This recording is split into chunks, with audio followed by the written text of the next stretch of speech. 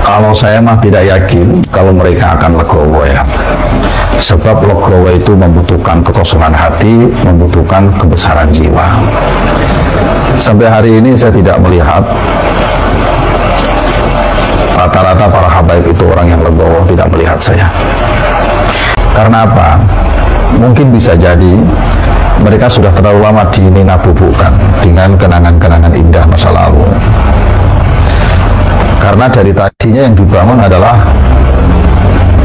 tentang kita ini adalah dzurriyyah Nabi, sehingga setiap berbicara Ahlul Bait merasa dirinya adalah orang yang paling dzurriyyahnya, kan begitu, betul tidak? Apa yang terjadi kemudian? Memanfaatkan agama untuk kepentingan-kepentingan mereka. Yang saya khawatirkan justru terjadi pencucian otak kepada orang-orang yang kosong model kita begini, dengan menggunakan doktrin-doktrin atau pembelokan-pembelokan hadis yang berkaitan tentang dzurriyyah Nabi Shallallahu Alaihi Wasallam.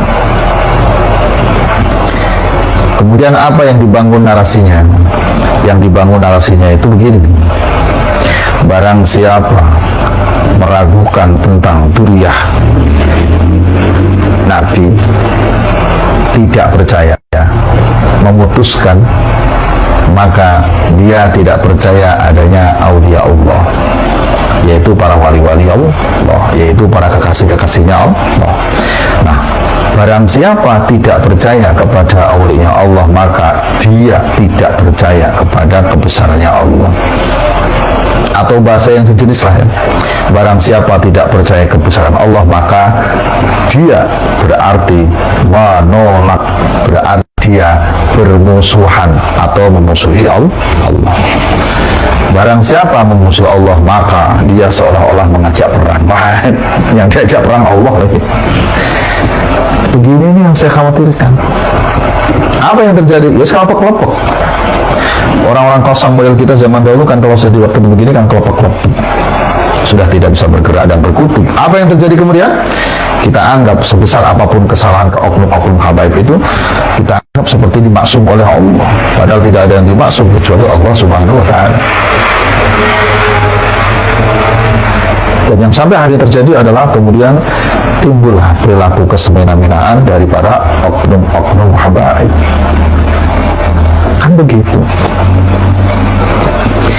Dan yang paling tidak mengenakan adalah ketika mereka menggunakan narasi dan doktrin-doktrin seperti ini. Dari zaman dahulu, para alim, para ulama, guru-guru kita, dari mulai Mbah Syekh Nawawi Banten, kan begitu biasanya. Dari Hadratus Syekh Mbah Khalil Bangkalan, dari Hadratus Syekh Mbah Hasyim Asy'ari, dari Hadratus Syekh Mbah Mun Saran, kan biasanya begitu yang dipakai, yang digunakan nama-nama kebesaran guru-guru kita, yang kalau kita mendengarnya sudah kelompok-kelompok kita. Tidak ada mereka yang berani untuk mengoreksi nasab para habaib. Ini orang-orang kemarin baru punya kitab 1, 2, 3 sudah berani mengoreksi nasab habaib. Kata-kata itu didengar oleh orang-orang yang polos model kita. Apa yang terjadi adalah suudzon, prasangka buruk, seolah-olah kiai-kiai yang meragukan nasab mereka adalah kiai-kiai yang suul kepada guru-gurunya. Betul tidak? Padahal kalau kita mau jujur, saudaraku yang baik, saudaraku yang budiman dimanapun berada, zaman dahulu dan sekarang itu kenyataannya beda. Tapi yang sekarang terjadi kan beda. Mengaku dzurriyyah Nabi, congkaknya melebihi kecongkaan yang paling congkak. Akhlaknya tidak terjaga, lisannya menyakitkan hati, tutur katanya memprovokasi. Tidak enak diomongin lah. Kan semua bisa melihat sendiri itu yang ada di YouTube. Apa yang kemudian terjadi? Ulama-ulama kiwari, ulama-ulama zaman sekarang kan bertanya-tanya, apa benar sih orang model begini ini dzurriyyah Nabi? Ditambah lagi dengan masalah pernasaban itu sudah ada sejak dari zaman dahulu, Pak. sudah ratusan tahun bahkan ribuan tahun yang lalu. Akhirnya para ulama-ulama yang punya keberanian dan alim ulama punya ilmu inilah mereka membuka kembali kitab nasab, dan benar ditemukan bahwasanya diriah Sayyid Ahmad bin Isa tidak ada ditemukan di kitab-kitab yang tahunnya mendekati tahun saat itu adanya seorang putra beliau yang disebut sebagai Ubadillah atau disebut sebagai Abdullah. Itu kan diselidiki, dikaji ulang, akhirnya saya menamakan itulah yang disebut dengan khasanah ilmu. Timbullah keputusan sekarang, sebagian menganggap ungkap, munqati', tidak tersambung, tidak ada, diada-adakan. Bahkan dalam beberapa kitab itu tersambung melalui mimpi yang seperti pernah saya sampaikan dulu.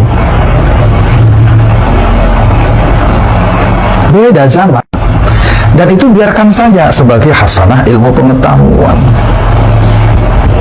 Maka yang lebih bagus adalah jika memang ada orang yang merasa dirugikan atas kajian-kajian yang ada, anggap saja kajian Kiai Imaduddin, maka mestinya dia sanggah dengan ilmu, atau kalau tidak ya sudah saja laporkan Kiai Imaduddin ke kantor polisi. Itu yang saya tunggu-tunggu dari dulu. Makanya maaf ya, kemarin itu ketika ada surat somasi ya, saya pernah dengar katanya ada orang yang aktivis nasab yang disomasi itu, saya senangnya minta ampun itu. Sampai teman saya mau syukuran, mau ngeblemintok itu. Ya karena memang permasalahan ini harus diselesaikan kedua tempat. Satu di pengadilan, dan itu pintu masuknya saya anggap dari somasi tadi. Tapi hanya kuciwa, kecoa. Apa kecoanya? Ternyata somasinya itu adalah hoak. Tanda tangannya katanya dipalsukan dan lain sebagainya. Masya Allah, kecewa deh. Tapi kami dengar katanya ada laporan dari sebagian pihak Wali Songo terhadap oknum habaib atas penyebaran fitnah atau hoax, nggak tahu, yang katanya laporannya sudah masuk ke kantor polisi.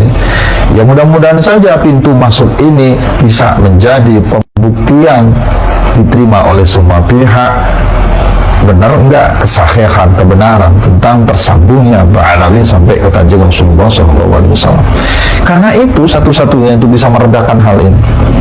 Atau yang kedua adalah keterlibatan pengurus besar Nahdlatul Ulama. Jadikan ini bahan kajian Bahthul Madail, undang para alim, para ulama yang ahli nasab, ahli sejarah, khusus tarikh Islam, lalu adakan kajian di situ. Kemudian fatwakan hasilnya. Itu salah satunya. Kenapa mesti NU, Gus? Ya dalam hal ini memang yang sangat banyak dilibatkan adalah warga NU. Baik NU secara struktural ataupun warga NU secara kultural. Kalau selain NU yang tidak banyak dilibatkan, yang heboh masalah nasab habaib ini, betul tidak? Alhamdulillah.